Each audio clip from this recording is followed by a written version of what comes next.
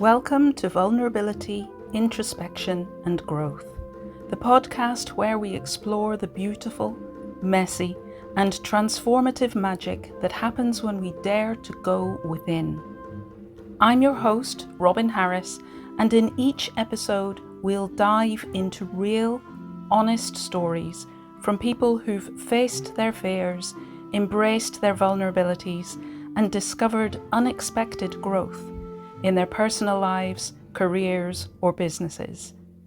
This is a space for deep listening, open hearts, and soul-nourishing conversations. Because when we meet ourselves in our rawest moments, that's often where our greatest wisdom starts. Let's begin. Hello and welcome to another episode of Vulnerability, Introspection and Growth. And you might have noticed something a little bit different today. This is our first face-to-face discussion, I know. So today I'm delighted to welcome Graham. Graham Brindley is joining me today, all the way from Essex, travelled over to Wales. So not only the first face-to-face, but the first time that somebody has travelled all that way just to come and be on this podcast. And to do my usual introduction of Graham, Graham describes himself as a man who has gone through life not knowing who he is. But then, through darkness, he found a path he believes in and an identity from that. So, Graham, yes. I always ask my guests 3 questions. What makes your story relatable for others? I think it's just a normal life story, really. It's, we go through life just getting through life, basically earning a living, paying the bills, just doing the same old routine daily. And it's what most of us do. So I think this, and as far as I'm aware now, many people go through the same that I've been through. So, yeah, I think that's just relatable to everybody, really. Lovely. And what do you feel, who do you feel will gain the most from listening in? Anyone who feels lost, really. That's basically what I think it was more lost faith in humanity a little bit, you know what I mean, and lost faith in yourself. So that's the type of person. If you feel a bit lost, you may find something from this. Excuse my voice because it's the hay fever, as I said, so let's get my water. But yeah, anyone who feels a bit lost and looking for a direction, really. And I think there's a lot of people who are experiencing that kind of feeling at the moment. World, yeah. So, and what do you hope people will take away from this conversation? A bit of positivity and a bit of hope, really. If you really bottom, I think I was at my bottom as low as I've ever been, so I think if you can take some hope from it, and there's a way forward as well, so which is really good. Yeah. I think that's been a big one for me, that sense of hope, returning that sense of hope, having been in that hopeless place. Yeah. And knowing there's a direction, you can find a direction that suits you, and it feels you resonate with it, and that's it. Yeah, it's the hope going forward. Yeah. And you've spoken about experiencing a very dark place in 2024, and that included suicidal thoughts. Yeah. Followed by a profound spiritual journey in 2025. Would you feel comfortable sharing what that time was like for you, and what began to shift, which helped you move from that place of darkness into a place where you had a sense of hope and of purpose? Yeah, so that was, as I just said about that was rock bottom for me. So I had a very bad start of 24, and I was receiving counselling and psychiatrists as well. It came to June, and that was the lowest point. It was Father's Day as well, so that was kind of where my recent post was about. So yeah, and I did attempt suicide. I spent 3 days in hospital afterwards in a coma. I didn't breathe on my own, so I had breathing apparatus.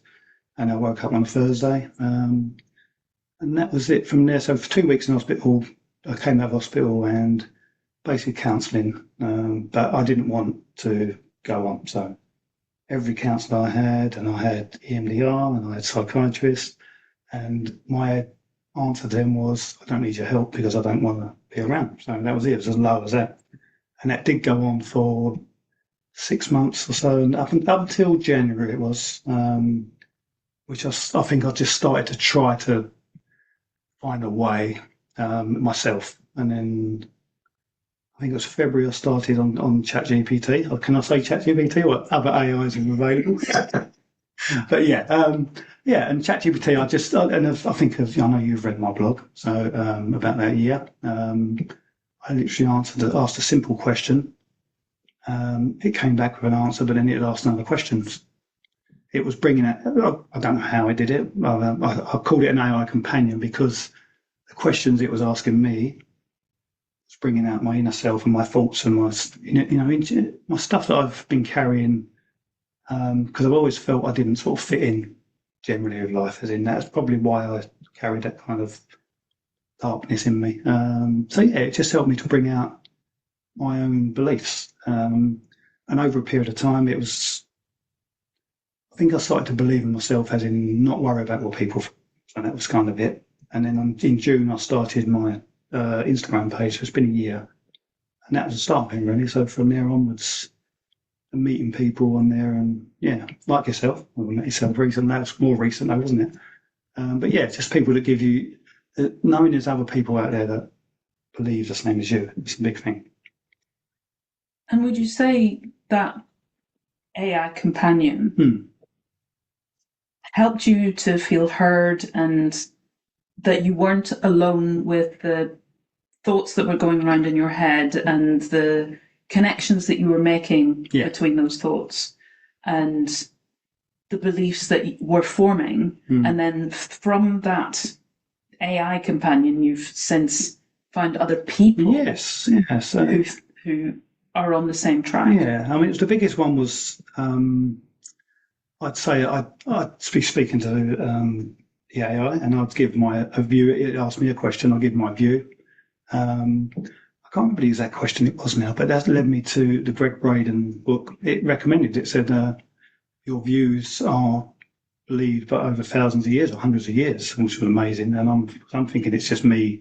I think I even use the words, am I just talking a load of rubbish, basically?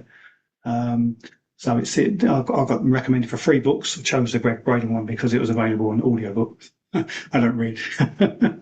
And then from that I found the Avatamsaka Sutra, which I've now spoken to you about, which is the interconnectedness of everything. So that was one of my core beliefs, which I've never spoken about before that. And from that, it's just learning about their beliefs. This is a Buddhist sutra from, I think it's 200 or 300 years old. And so learning that the beliefs mirrored my own, and that was it. So it started from there, basically, just sort of like it was just a domino effect. And then, as you say, meeting people online who had the similar beliefs, if not exactly the same.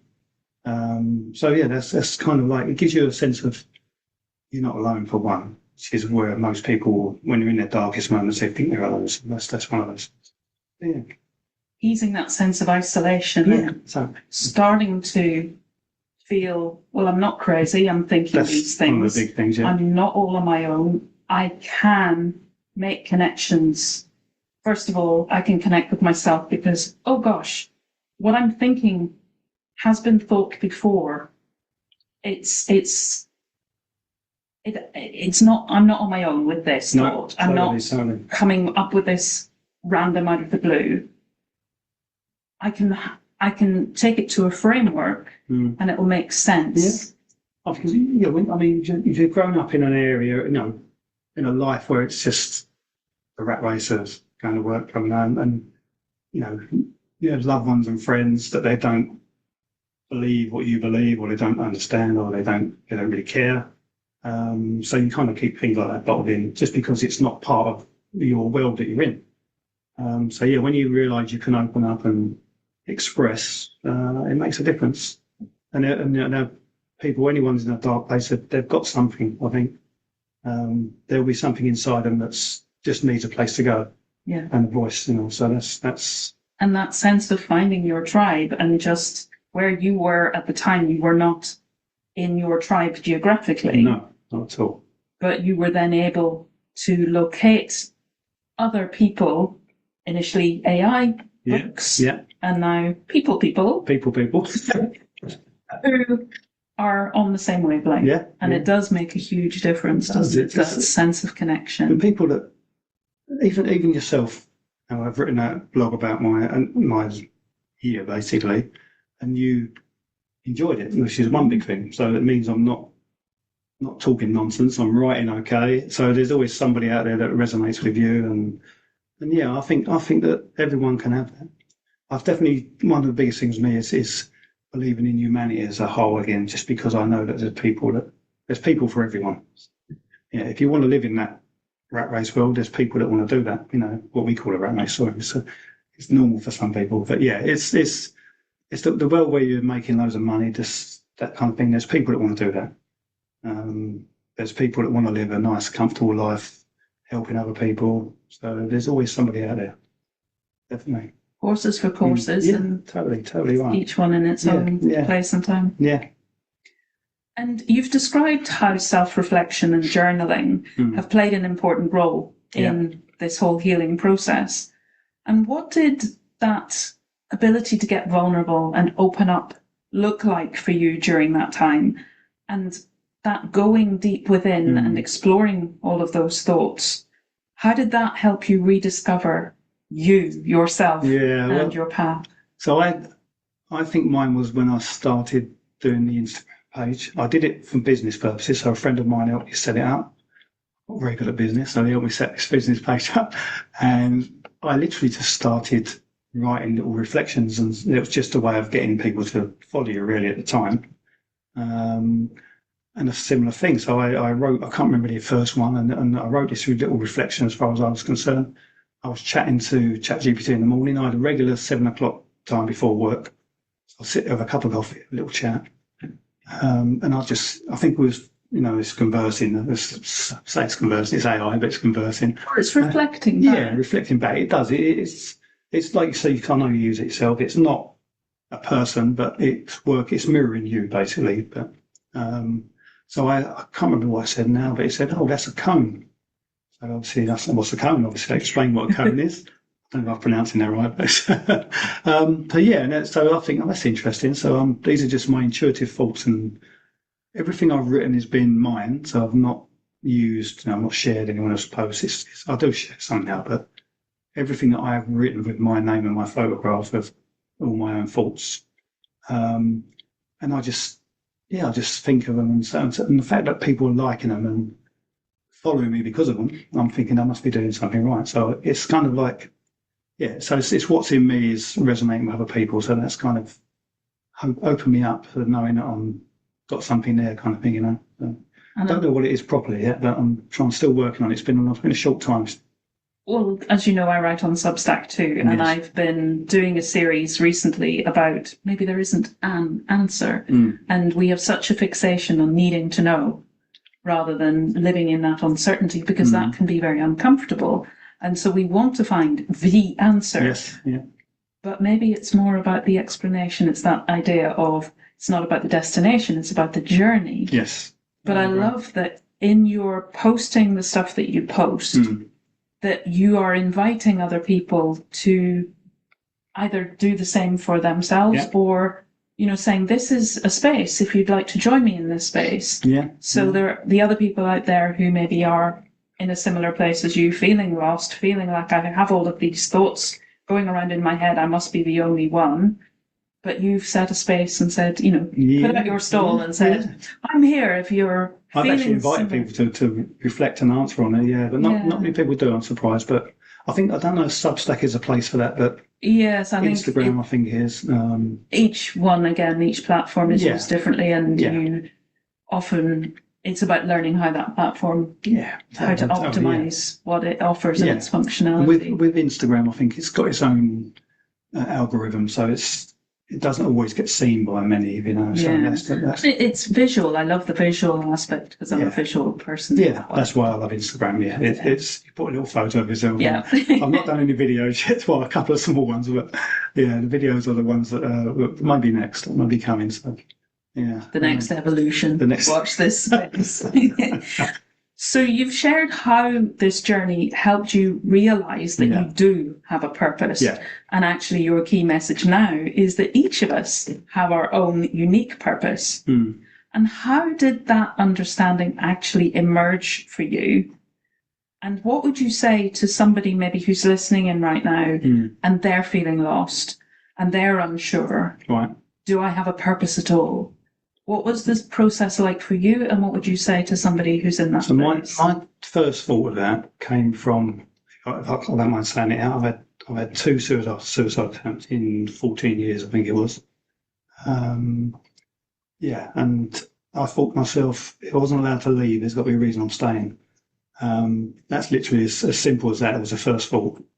I've tried twice and I can't go anywhere, so I'm not invincible, but there's a reason I'm here. So it's just a matter of finding something that I believe in, really, I think. And mine was, from the beginning, just going through my own intuitive thoughts and stuff like that. And from that, the people I've met, I've obviously in astrology, what I told you about. So I've had my past lives report done, and I've had a soul contracts report done, and my birth chart. So I totally believe in all of those now. And something in my past lives report kept going back to me being a creator, philosopher, and teacher, and I'm thinking, it's not me.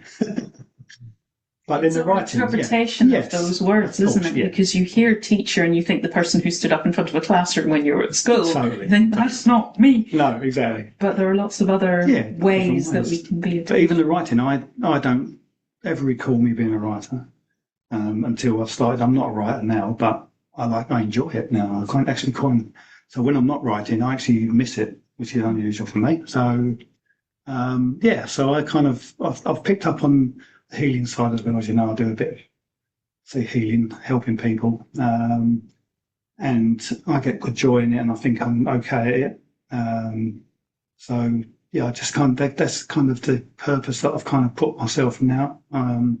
I've gone through things. I think I've discussed it, being more spiritual, as in out of body, but now I'm coming back to being more human. So I think humanity is the thing to be in, believe it or not. If I say that right. So perfecting humanity is kind of like, whether we can ever perfect it, but to be good at it. So that's kind of my goal now, is to enjoy being human, the errors we make and the good we make, and if everyone can join together and do the same. So yeah. And I love that you talk about intuition. You know, that's a big part of my passion. Yeah. And that listening to your body, and you have done that. Yeah. And that's what's brought you to where you are now. Tuning in, listening, letting your body guide you from having been in that dark place. Yeah. And wanting to leave your body. So you weren't comfortable in your body before. And yet you have been able to tune in and to listen and to let it guide you. I think that's just amazing. And the whole idea of being an optimized, a best human being, I think quite often we're human doings rather than human beings. Yes, and it sounds totally to me agree, like you're saying, you know, what you were saying before about the rat race. Yeah. That's the human doing, that maybe it's a natural evolution that when we listen to our body, we step back from the doing and start more of the being. Yeah. And we bring in that balance, like you talked about, looking to the more spiritual stuff, but not forgetting, because we are both, aren't we? We, I think, are kind of that connection as human beings between the spiritual and the physical, the earth experience, life. And it sounds like you're bringing those two together. That's the aim, yeah. So I think one thing I've learned is connections are important. How important they are. So I've had friends and family. I think when at my darkest point, I didn't think I had enough, if you know what I mean. Does that make sense? But since the Instagram communities, it sounds, a lot of people knock social media. To me, this has been a big part of my healing, just to realise that how many people there are out there like me, and And yeah, having the right connections is really important. Gives you a chance to express yourself without being laughed at and stuff, which does go on in the normal world, so to speak. Yeah, so if you was to talk spiritual to some people, they'd laugh in your face and stuff like that. So the right connections, people, is really important. I think that's one of the biggest things, which led them onto the oneness side of it, because yeah, people joining together. If you look at a lot of events that go on now, even the recent solstice, and I watch a few online, people put posts up, and it's people from all walks of life joining together, celebrating. So I think that's important to get this. We can get it worldwide. I think there's more potential for that. Yes, I think modern times it's and with technology, and I think that's one of the positives of the whole pandemic. Yeah. That we were pushed into being more online, and to realizing we can connect in a deeper level. Obviously, we could before, but a whole new level, so we can connect to anywhere in the globe. Yeah. And like anything else, it has its pros and its cons, and like you say, social media does too. But when we use it intentionally, so you're talking there about the right people, the right connections, the ones that lift us up and support us. Yeah. Versus and the ones that are meant to be in your life will follow you, and they'll be in your life. The ones that are not meant to be there will disappear, regardless of what you do. So I think it's, if you've got something to say now, just say it. You can hide behind it. You don't have to be on camera. You can hide behind a photo, just a blank page. Say what you're feeling. You don't even have to have your own name as far as your ID is concerned. So. No one has to know who you are, but then if you find people that enjoy what you're saying, then that's going to pick you up, eventually bring you out. Yeah, that's what I found. It's just that it's people enjoying what you're saying, and you just realise that there's people that are like you. So and that what you have has value. Yeah, and that will work the same with anybody who's at a low point. There'll be something there that people will resonate with and like about you. Yeah. But yeah.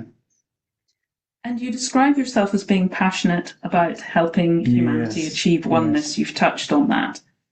How has your personal journey shaped this vision of the oneness of humanity? And what does that look like just on an everyday basis, both for yourself and for others? So mine is based around the community I've met. Most of the community that I've met, because of the healing kind of community or spiritual, mostly women, just happens to be that way.